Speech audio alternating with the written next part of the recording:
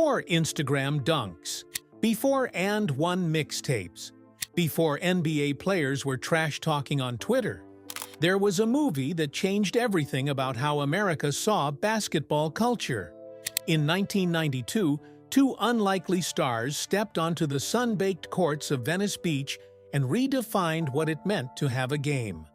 But what happened after the cameras stopped rolling might be the most fascinating part of their story. Today, we're diving into the legacy of White Men Can't Jump, the film that turned playground basketball into cinema gold, launched careers into the stratosphere, and yes, sent one of its biggest stars to federal prison.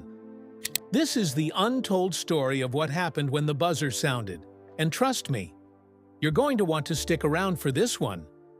I remember the first time I saw White Men Can't Jump. I was a kid obsessed with basketball, recording NBA games on VHS tapes, trying to mimic moves I had no business attempting. But this movie? It showed me a whole different side of basketball. The side that lived on playgrounds, not arenas. The side where your mouth could be as important as your jump shot. If you've never seen it, or it's been way too long, here's the setup. Venice Beach, early 90s, the mecca of street ball. We meet Billy Hoyle, this white dude in a ridiculous backwards cap and baggy shorts who looks like he should be delivering pizza, not dropping dimes on the blacktop. But that's his whole hustle. He looks like he can't play, which makes him the perfect con man on courts where appearance is everything. Then there's Sidney Dean, dripping with confidence, impeccably styled, with a mouth that runs even faster than his crossover. He's the king of these courts until Billy hustles him. These two rivals become the most unlikely partners, teaming up to scam better players across Los Angeles while dealing with their own personal demons. Billy's gambling addiction and Sidney's dreams of moving his family out of the projects. And it's not just about basketball. Billy's relationship with his girlfriend Gloria, a Jeopardy!-obsessed intellectual played brilliantly by Rosie Perez, adds layers to the story. Gloria's got her own dreams, and they don't always align with Billy's hustling lifestyle. What made the film special wasn't just the basketball. It was how authentic everything felt.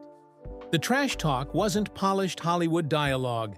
It sounded like what you'd actually hear on the courts. The relationships felt real, complicated, messy, sometimes sweet, sometimes frustrating. The film was an unexpected hit, grossing over $90 million on a $31 million budget. Critics praised its energy, its performances, and how it tackled racial dynamics without being preachy or simplistic. But most importantly, audiences connected with it. White Men Can't Jump wasn't just watched. It was quoted, referenced, and woven into the cultural fabric of the 90s. But enough about the movie itself. Let's talk about what you came here for. The stars who made it iconic, and the wild journeys they've been on since. Because believe me, their real-life stories have had more twists and turns than any screenplay. But first, did you know one of the stars could barely dribble a basketball when filming began? And another would go on to turn down what would have been one of the biggest movie roles of all time. And the third battled demons from her childhood that no one on set even knew about? We'll get to all that. Let's start with Sidney Dean himself, Wesley Snipes. When director Ron Shelton cast Snipes as the trash-talking king of Venice Beach, Wesley was already making waves in Hollywood. He'd just come off New Jack City and Jungle Fever, establishing himself as one of the most promising black actors of his generation. But here's the thing, almost nobody knew at the time. Wesley Snipes could not play basketball. Like, at all. Director Ron Shelton actually said Snipes could barely dribble when they started filming. The production had to bring in serious basketball trainers just to make him look somewhat convincing on the court. Every smooth move you see in the film, that came from weeks of intense training. Think about that for a second. Imagine being cast as a basketball god when you can barely handle a ball. That's like being cast as a concert pianist when you don't know where middle C is. But that's the magic of movies. And the magic of an actor with enough presence to make you believe. What Snipes did have was overwhelming charisma and that million-dollar smile. The way he delivered lines like, "You can put a cat in the oven, but that don't make it a biscuit," made Sidney Dean jump off the screen. There's a reason the trash talk in this movie is still quoted today. Wesley Snipes delivered those lines with such conviction, such perfect timing, that they became instant classics. After White Men Can't Jump, Snipes' career exploded. He did Passenger 57, where his line, "Always bet on black," became iconic. He starred in Demolition Man opposite Sylvester Stallone, showing he could hold his own with the biggest action stars of the era. Then came To Wong Foo, Thanks for Everything, Julie Newmar, where Snipes, Patrick Swayze, and John Leguizamo played drag queens on a cross-country road trip. For an action star to take on such a role in the mid-90s showed serious range and a willingness to challenge expectations. But it was in 1998 that Wesley Snipes found his signature role, Blade, the day-walking vampire hunter. When Blade hit theaters, Marvel Comics was actually on the verge of bankruptcy. This was decades before the Marvel Cinematic Universe, when comic book movies were still considered risky. Snipes didn't just star in Blade. He helped develop it, championing the character for years before it finally got made. The film was a massive hit, spawning 2 sequels and essentially saving Marvel as a viable Hollywood property. Without Wesley Snipes and Blade, we might never have gotten the superhero movie boom that would follow years later. At his peak in the late 90s, Snipes was commanding $10 million per film. He was on top of the world. He had action credibility, dramatic chops, and was breaking ground as one of Hollywood's most bankable black leading men. But what happened next shocked Hollywood and sent one of its biggest action stars from red carpets to prison uniforms. And the whole thing started with a single phone call from his brother that would ultimately cost him millions and years of his life. The trouble began in the early 2000s. Wesley had started listening to tax protester theories from his brother, who had convinced him that the IRS had no legal authority to collect taxes. It sounds almost unbelievable that a Hollywood star at the height of his powers would buy into fringe tax resistance theories. But that's exactly what happened. Snipes stopped filing returns altogether from 1999 to 2004. During this period, he was still working regularly, still making millions. But behind the scenes, he was getting deeper and deeper into something that would eventually bring his career crashing down. In 2008, the government came calling. Snipes was charged with multiple counts of tax fraud and failing to file returns. His trial became a media circus. The amount in question? A staggering $38 million in unreported income. The jury found him not guilty of the most serious fraud and conspiracy charges, but convicted him of 3 misdemeanor counts of failing to file tax returns. Despite numerous appeals and attempts to settle with the IRS, in December 2010, Wesley Snipes walked into a federal prison in Pennsylvania to serve a 3-year sentence. Think about that fall from grace for a moment. From commanding 8 figures per movie to a prison cell. From red carpet premieres to prison yard exercise. This wasn't just a career setback, it was career devastation. While Snipes was behind bars, Hollywood moved on. The action genre evolved. New stars emerged. And Wesley Snipes, once one of the most recognizable faces in cinema, was now inmate number 43,355-018. But if you think that was the end of Wesley Snipes, you don't know Wesley Snipes. His comeback story might be even more impressive than his rise. Because sometimes the third act is where the real hero emerges. When Snipes was released in April 2013, he was 50 years old, an age when many action stars are already fading. But Wesley didn't run from his past. He owned it. In interviews, he was reflective, philosophical even, about his time in prison. Nobody wants to get locked up, although locked up is a matter of perspective, he told The Guardian. There can be people who are out, who are in prison mentally and emotionally, and worse off than those who are behind bars. Slowly, deliberately, he began rebuilding his career. It wasn't easy. Hollywood can have a short memory, and many studios were hesitant to take a chance on an actor with his baggage. His comeback started small. He appeared in The Expendables 3, alongside other action icons like Sylvester Stallone and Arnold Schwarzenegger, a role that winked at his action star past while acknowledging he was now part of an older generation. He poked fun at his image in Spike Lee's Chi-Raq. He took on character roles in smaller films, showing a willingness to rebuild from the ground up, rather than expecting to immediately return to leading man status. And in perhaps the most full-circle moment of his career, he returned to one of his earliest roles, reuniting with Eddie Murphy in Coming to America in 2021, more than 30 years after the original film. Today at 62, Snipes isn't the action superstar he once was, but he's evolved. He's a published author with a series of spiritual adventure novels called Talon of God. He's launched his own production company. He practices martial arts daily, a discipline he credits with helping him through his darkest times. And there are even rumors of another Blade project with his involvement, though nothing confirmed. Wesley Snipes' journey is testament to resilience, from the heights of Hollywood to the depths of prison and back again.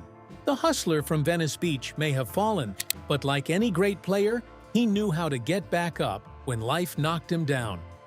Now let's talk about Billy Hoyle, the white boy with hops who proved that sometimes the best player doesn't look like what you'd expect.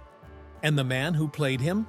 He went from bartender to A-list faster than a fast break, though his path would have its own unexpected twists.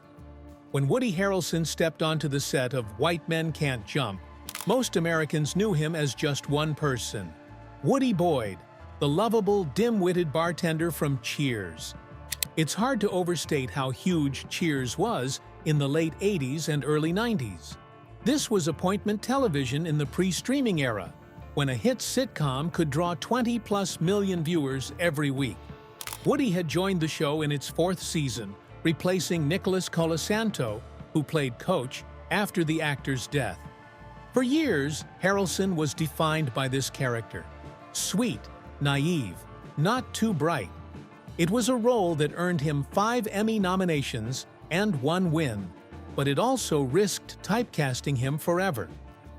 Unlike Snipes, Harrelson could actually play some ball. He'd been a decent high school player and regularly played in charity games. That natural athleticism showed on screen. Those awkward-looking but effective moves? All Woody. But the real revelation was his acting. As Billy Hoyle, Harrelson showed he could be more than just the goofy sidekick. He had dramatic chops, emotional range, and impeccable comic timing beyond what Cheers had allowed him to display. Billy was complex, a hustler with a gambling problem, a man running from his past failures, someone trying to be better but constantly sabotaging himself. After White Men Can't Jump, Woody's career trajectory was like a perfect three-pointer, nothing but net. He shocked audiences with his dramatic turn as serial killer Mickey Knox in Oliver Stone's controversial Natural Born Killers. It was about as far from Woody Boyd as you could possibly get: violent, disturbing, and utterly magnetic. Critics and audiences alike had to admit, this guy had serious range. He earned his first Oscar nomination for playing pornography publisher Larry Flynt in The People vs. Larry Flynt, a role that required him to show vulnerability, defiance, and everything in between. He joined the ranks of great cinematic villains as the cold-blooded hitman Carson Wells in No Country for Old Men, holding his own in scenes with Javier Bardem's terrifying Anton Chigurh. And unlike many actors who get typecast after a hit, Harrelson proved remarkably versatile. Comedy? Check. Drama? Check. Action? Check. The man has been a zombie fighter in Zombieland, a Star Wars smuggler in Solo, a post-apocalyptic survivor in The Hunger Games, and a corrupt cop in True Detective. But here's what many people don't know. Woody almost landed one of the biggest roles in cinema history, only to watch it make another actor a legend. And the reason he turned it down might surprise you. In 1993, right after White Men Can't Jump, Woody was offered the lead role in a little film called Forrest Gump. Yes, that Forrest Gump. The role that won Tom Hanks his second consecutive Oscar could have been Woody's. Why did he turn it down? Harrelson has said he just didn't connect with the script when he first read it. He didn't see the magic that everyone else would later see on screen. It's a reminder of how hard it can be to judge a script before it's filmed. Some of the greatest movies of all time probably look fairly ordinary on the page. It's one of Hollywood's great what-if moments. But Woody has never seemed to regret it, saying he couldn't imagine anyone but Hanks in the role. And honestly, his career turned out just fine without it. Something else most people don't know about Woody. His father, Charles Harrelson, was a convicted hitman who was sentenced to life in prison for the 1979 assassination of federal judge John H. Wood, Jr. Woody was 18 when this happened, and it's a part of his life he rarely discusses in interviews. When you understand this background, his ability to play characters with dark sides or moral complexity takes on new meaning. Today, Harrelson remains one of Hollywood's most reliable and interesting actors. He's had tremendous success on TV with True Detective, earning Emmy and Golden Globe nominations, and in franchises like The Hunger Games. His 3 Oscar nominations span 3 different decades, showing his remarkable longevity. Off-screen, Woody has become known for his environmental activism, his vegan lifestyle, and yes, his outspoken advocacy for marijuana legalization and other sometimes controversial causes. The man walks his own path, both in his career choices and his personal beliefs. And here's a fun fact. Woody and Wesley remained friends long after filming. They've been spotted catching up at events over the years, and both have spoken warmly about their time working together, despite rumors of on-set competitiveness.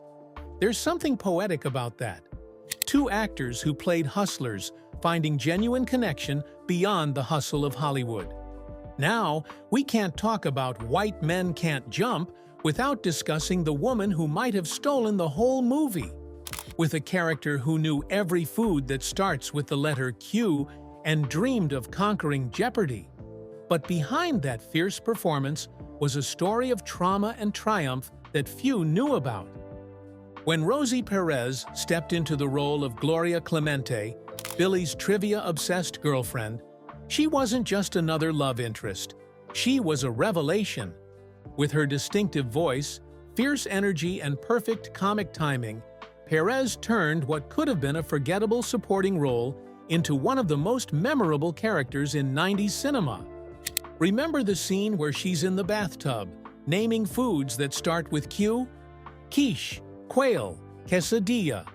That wasn't just funny, it was Rosie Perez announcing herself as a major talent who couldn't be ignored. Gloria wasn't just there to support Billy's story. She had her own dreams, her own agency. She wanted to be on Jeopardy! She had ambitions beyond being a basketball hustler's girlfriend.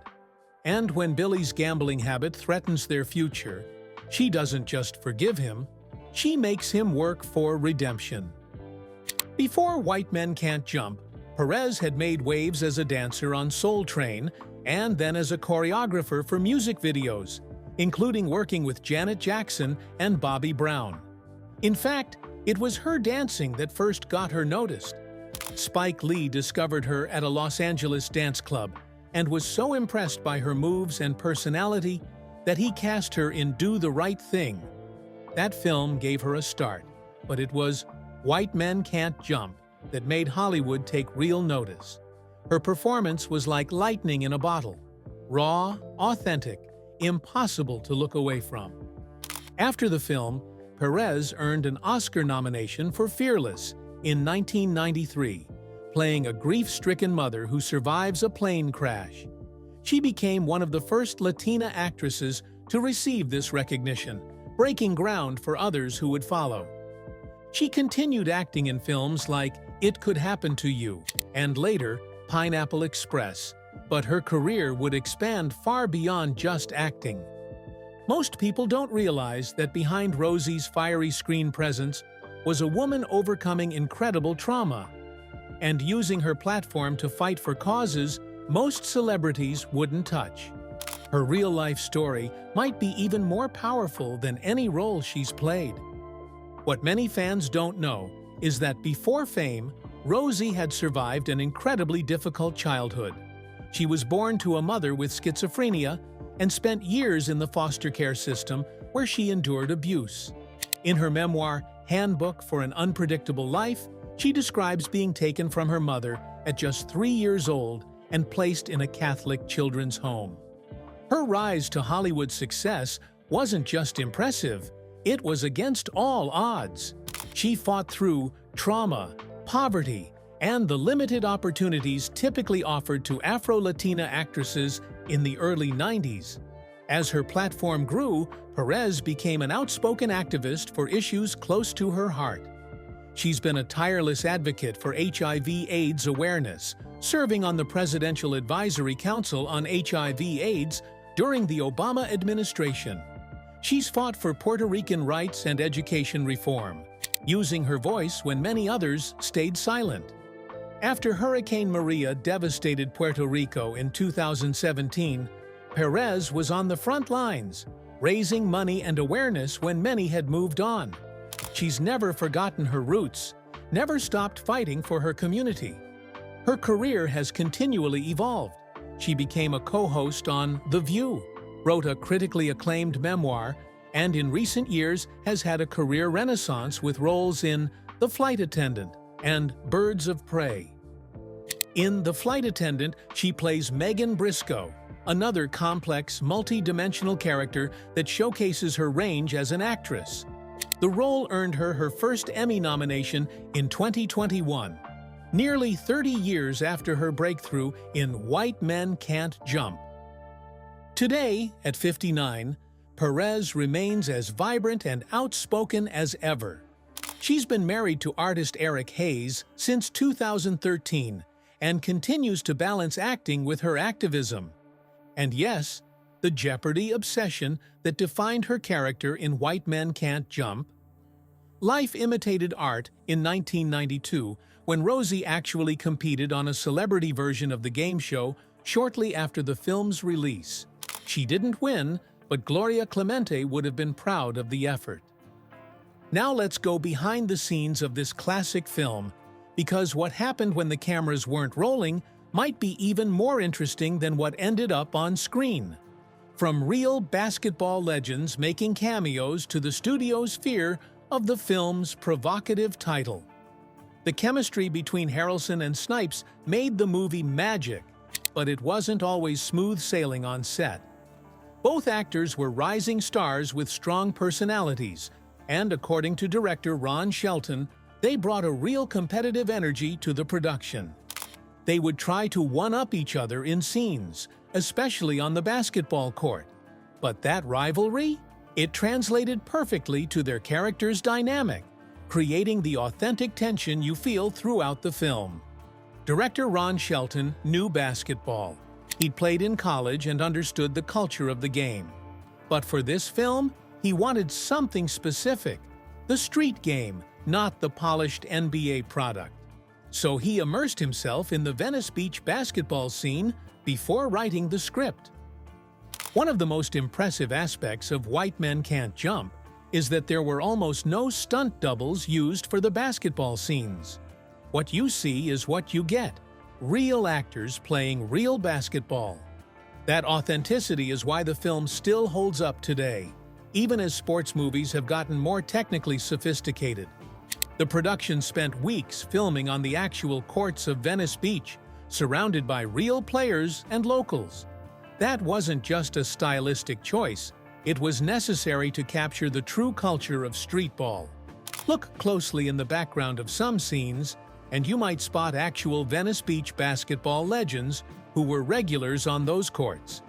Speaking of basketball legends, did you catch Marcus Johnson in the film?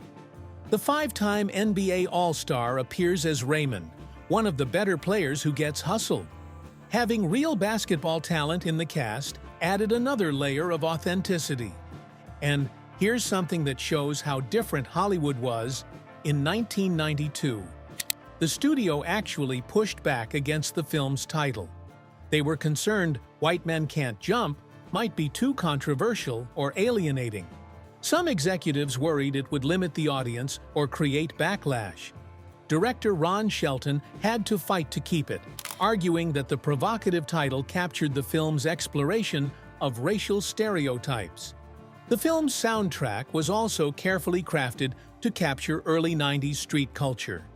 It featured hip-hop and R&B artists like Cypress Hill, Main Source, and Gang Starr. Not the typical soundtrack choices for a mainstream Hollywood film at that time, but perfect for establishing the world these characters inhabited. Speaking of stereotypes, the film was revolutionary in how it addressed race in America. It didn't shy away from uncomfortable truths or fall into simplistic tropes. Instead, it showed complex characters navigating racial dynamics with humor, conflict, and ultimately respect. There's a great moment where Sidney tells Billy, "Look, you can listen to Jimmy, but you can't hear him." It's a line about cultural understanding that goes deeper than basketball. Sidney's point is that there are aspects of the black experience that Billy, as a white man, can observe but never truly understand from the inside.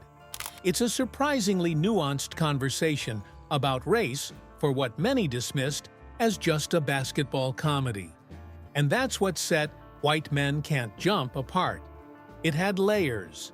Yes, it was funny. Yes, it had great basketball scenes. But it also had something to say about race, relationships, ambition, and the hustle, both on the court and in life. Fast forward 30 years, and Hollywood decided to try recapturing lightning in a bottle. But the 2023 remake taught us something important about why the original worked so well. In 2023, 20th Century Studios released a remake of White Men Can't Jump, starring rapper Jack Harlow and actor Sinqua Walls in the roles originally played by Harrelson and Snipes. The reception? Let's just say it proved that some classics are better left alone. While the remake had slicker production values and updated references, it lacked the raw chemistry and cultural authenticity that made the original special. Critics noted that Jack Harlow, while a talented musician, couldn't match Harrelson's natural charisma on screen. The remake scored just 29% on Rotten Tomatoes and quickly faded from cultural conversation, a far cry from the original's lasting impact. More importantly, basketball culture has changed dramatically since 1992. In the age of social media, signature shoes, and global NBA superstars, the simple hustle of two guys on Venice Beach just doesn't hit the same way. Today's basketball world is bigger, more commercial, more produced, and the raw neighborhood hustle that defined the original film feels like a time capsule of a different era.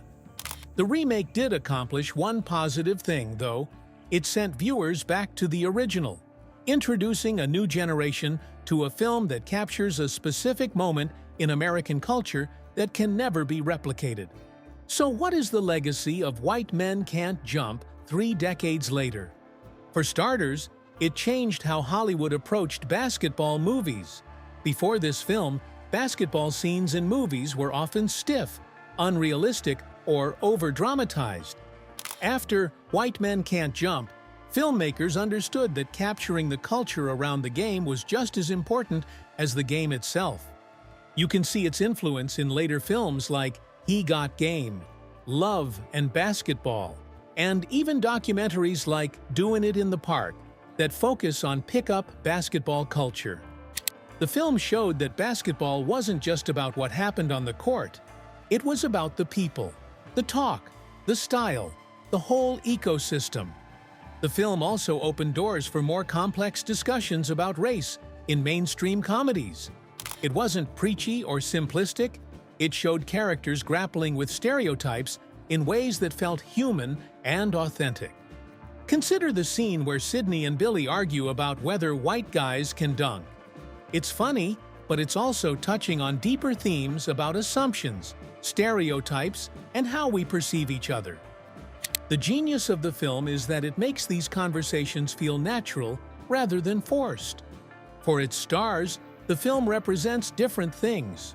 For Wesley Snipes, it was part of a meteoric rise that would eventually include dramatic falls and determined comebacks. For Woody Harrelson, it was proof he could break out of television and become a legitimate movie star. And for Rosie Perez, it was a showcase for a talent that Hollywood hadn't fully appreciated. But perhaps the film's most enduring legacy is how it captured a specific moment in American culture. The early 90s street ball scene, with its trash talk, its style, its music, and its unwritten rules. That world has evolved, but White Men Can't Jump preserves it perfectly, like a time capsule you can revisit whenever you want. The film also represents something increasingly rare in today's Hollywood: a mid-budget, star-driven original story aimed at adults. Not a sequel, not based on a comic book or TV show, not designed to launch a franchise. Just a well-crafted film with memorable characters and something to say. It's worth noting, too, how the film's themes still resonate today.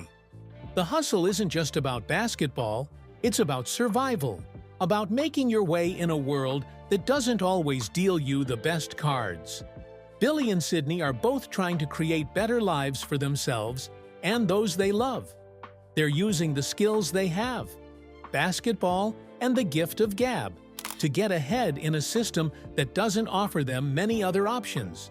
In that way, White Men Can't Jump isn't just about 1992, it's about the eternal hustle, the pursuit of something better, the use of talent, whether recognized by the mainstream or not, to carve out your piece of the American dream. While we focused on the three leads, there were other memorable performances that helped make White Men Can't Jump special. Tyra Farrell played Rhonda, Sydney's wife, bringing depth and warmth to what could have been a one-dimensional role. She was the grounding force for Sydney, the reason he hustled, the voice of reason when his ego got the best of him. Kadeem Hardison, fresh off his success in A Different World, appeared as Junior, one of the neighborhood players. His character added authenticity to the basketball scenes and some comic relief. And we can't forget Silk Cozart as Robert, another top player on the Venice courts. Cozart was actually a legitimate basketball player who had played semi-professionally before turning to acting. These supporting roles helped create a rich, believable world that made viewers feel like they were truly dropping into the Venice Beach basketball scene, not just watching a Hollywood version of it. So there you have it, the story of White Men Can't Jump, and the fascinating journeys of the stars who made it unforgettable. Wesley Snipes rose to the top, fell hard, and fought his way back. Woody Harrelson transformed from sitcom sidekick to one of Hollywood's most respected actors. And Rosie Perez broke barriers while staying true to her roots and her causes. Their careers, like the characters they played, have been full of unexpected twists, setbacks, and triumphs. Just like a good game of basketball, you never know what's coming next. What makes their stories and this film so compelling is that they remind us of something important. Life, like basketball, isn't always about raw talent. Sometimes it's about the hustle. Sometimes it's about finding a partner who complements your weaknesses. Sometimes it's about picking yourself up after you miss the shot.